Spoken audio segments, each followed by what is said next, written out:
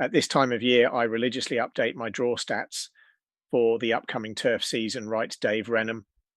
It is important to be aware that draw biases can change over time, and hence a strong bias 10 years ago maybe not be so now.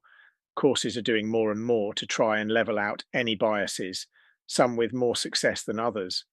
Whenever I study draw bias, I always use a number of runners stipulation. I feel this is especially important for draw bias analysis because you need a certain number of runners for any potential draw bias to take effect. Hence, for this article, I will only be considering races with 8 or more runners. I am also going to restrict the races just to handicaps. My belief is that handicap races give a better and fairer data set as they are generally competitive affairs. My preference for draw bias crunching is to divide the draw into thirds, those drawn in the bottom third, low, those drawn in the middle third, middle, and those drawn in the top third, high. It should also be noted that I adjust the draw positions when there are non-runners. For example, if the horse drawn 3 is a non-runner, then the horse drawn 4 becomes drawn 3, draw 5 becomes 4, and so on.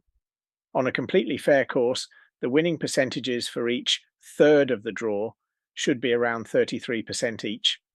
The differences in the percentages will help to determine the strength of the bias.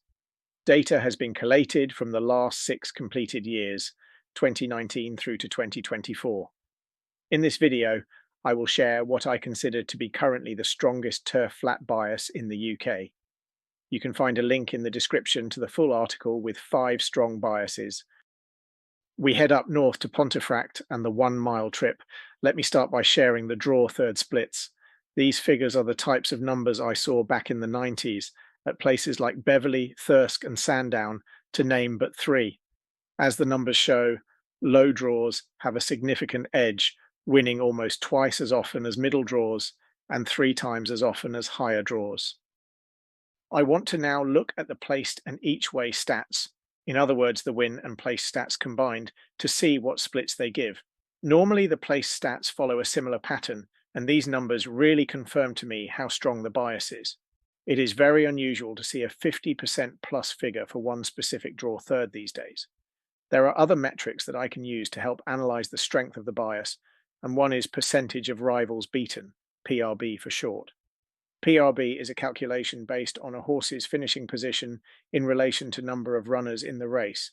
It makes key distinctions between a horse finishing, say third in a 5-horse race, PRB equals 50%, 2 rivals beaten, beaten by 2 rivals, and finishing third in an 11-horse race, PRB equals 80%, 8 rivals beaten, beaten by 2 rivals.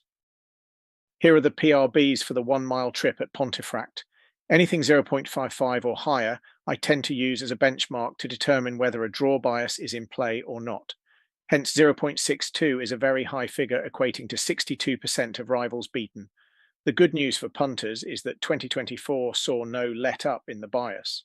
10 of the 16 races last year, 62.5%, were won by horses drawn in the bottom third of the draw.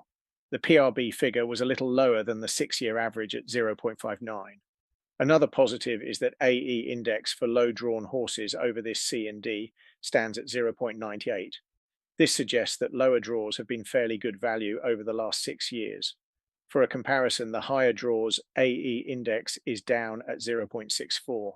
I am going to have to patient to wait for the first qualifying race of 2025. For the other 4 biases, check out the link in the description, and if you want research like this every month, you can take a free subscription to On Course Profits magazine.